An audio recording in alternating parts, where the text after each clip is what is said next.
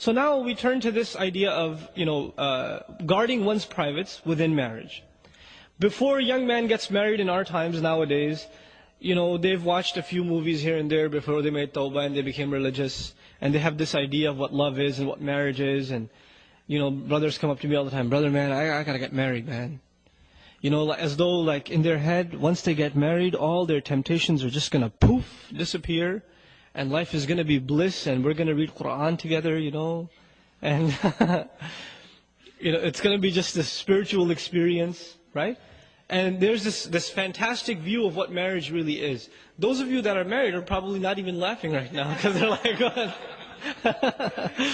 Because, what is he talking about? Because you don't even remember feeling that way, right? So, yeah, it's many a times you do run into a brick wall because what is shown to us about marriage, our idea of marriage, especially the modern mind, whether Muslim or otherwise, the modern idea of love and companionship and a man and a woman together, the idea of it is basically the same as dating.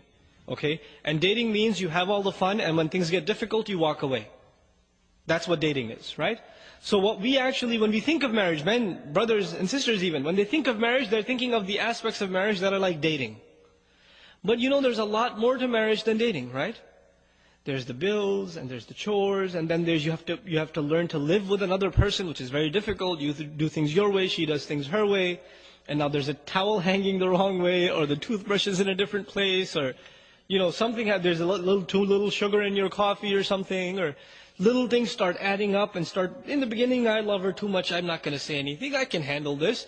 But a couple of years later, it starts piling up, and you're like, again with the sugar, and it starts adding up. Now, this doesn't happen in dating because you're tired of this girl, move on to the next one. Or she's tired of you, I think, I don't want to deal with your smell anymore, I'm out. It's just walk away from it. But marriage is a serious commitment. And the terminology used in Quran is very strong. Al-muhsanat, al-muhsinin. The muhsin, the ihsan, in Arabic, it's the word used for putting someone inside a fort, like a military camp. The idea of that is there are enemies outside. Once you're inside this military facility, you're safe, right? So women are described as women, are females that have been put inside the camp of protection. And who's protecting them? The husband is. From everything, from sadness, from difficulty, from shamelessness, in terms of ignorance, he's protecting them, he's giving them an education, he's protecting them in every single way. And the one who wants to get married, Allah describes him, muhsinin ghayra musafihin. They are people they are men who have the intention of bringing women into this fort, into their protection, to start families, not just to get their desires out. غَيْرَ مُسَافِحِينَ. Musafih is someone who has hormones overtaking him. That's why he wants to get married. That's it. Right? So Allah changes our mindset about marriage. But if you marry for the right reasons, then you will have a healthy relationship with your wife. If you marry for the wrong reasons, and the wrong reasons are, I have hormonal problems, that's why I want to get married. And that's it. You know what? You're going to have a miserable marriage and you'll never be satisfied. And many of you learned this the hard way already. Because the intention was all messed up. The intention has to be to start a family, to please Allah subhanahu wa ta'ala, to increase the good in society. So now, the principle, the underlying principle in marriage, as it is in everything else in this deen of Allah subhanahu wa ta'ala, you worry about your obligations and you forget about your rights. I know that sounds very harsh. But if you can do that, experiment it for 6 months.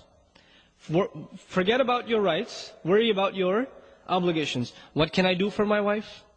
What more can I do for her? Can I buy her a gift? I haven't given her anything for a long time. If she makes a mistake, pretend like she didn't even make it, right? وَإِن تَصْفَحُوا وَتَغْفِرُوا تَعْفُوا وَتَصْفَحُوا. Tasfahu means cover the page. When you cover a page, you can't see the previous page, right?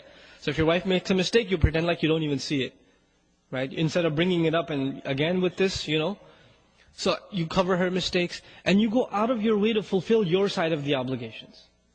You go out of your way to show sabr and compassion and overlooking, and even the hurtful comments, you don't respond to them except with a smile, etc., etc. You go out of your way to do your part. Because when you start expecting You expect certain things from your wife. She should take care of me. I have physical needs. I have psychological needs. She should give me company. She should be nicer to me. She should smile when I come home from work instead of frowning at me all the time and reminding me what groceries I didn't do or what laundry I forgot to finish, right? She should be nicer to me. There's always these expectations in your head. And you know the believer, who does he expect from? The believer expects from his Lord, right? Because everyone besides Allah subhanahu wa ta'ala will disappoint your expectations. ضَعُفَ الطَّالِبُ وَالْمَطْلُوبُ is a universal principle Allah Azza wa Jalla revealed. The one who seeks, the one who demands is weak, has been weakened. And whatever he seeks has also been weakened, inherently weak. So long as you place any hopes in creation, you are necessarily going to be disappointed. You put hopes in your boss, he's going to give you a promotion, it's not going to happen. You know? You put hopes in a friend, he's going to come through, he gave you an appointment time, he's going to pick you up, he's going to be late. He's not going to be able to make it. You put hopes in creation, you put hopes in things, they will disappoint you. Allah Azza wa Jal wants us to learn to place hopes only in Him. And then when this attitude is developed, then what happens is, if your wife gives you a little, you're very grateful because you weren't expecting anything. A lot of times what happens is, we read a couple of Islamic books, maybe a couple of hadith about the rights of a husband and the rights of a wife, and what the crazy thing that happens is, husbands are reading about what husbands deserve, and wives are reading about what wives deserve. As opposed to the opposite. Husbands are supposed to be reading about what? What the wives deserve. But everybody's obsessed with themselves. They're selfish. Even when they come to Islam, they learn and they study that which serves them. So for example, parents, they may not know any Qur'an, but they know وَبِالْوَالِدَيْنِ إِحْسَانًا. They know that one. They don't even know where it is in the Qur'an, but they know this by heart. Right? Why do they know this by heart? Because it serves them. Right? The men, they may not know much about Qur'an, but as soon as the wife says a word, الرِّجَالْ قَوَّمُونَ عَلَى النِّسَاءِ, because it's self-serving. Now you're not a servant of Allah subhanahu wa ta'ala, you're using Allah's deen to serve yourself, right? So one has to understand, our deen first and foremost is a responsibility to fulfill our obligations. So we study and we learn how do we excel with our wives? How does the wife excel with the husband? You know, I gave a khutbah some time ago about the rights of the wife and the husband. And you know, I made 2 handouts. One was advice for wives, one was advice for husbands. And I said it over and over in the khutbah. Don't read the rights of the husband. Please, husbands, don't read those. Just read the rights of the wife. I made a handout for you, don't read the wife's handout. Read your handout.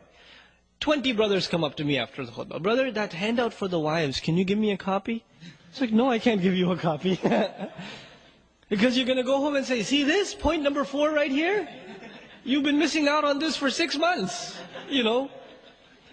And these are real problems in marriage. This can lead to a really serious turmoil in marriage. So you want to have a healthy relationship in marriage, you have to take care of your obligations.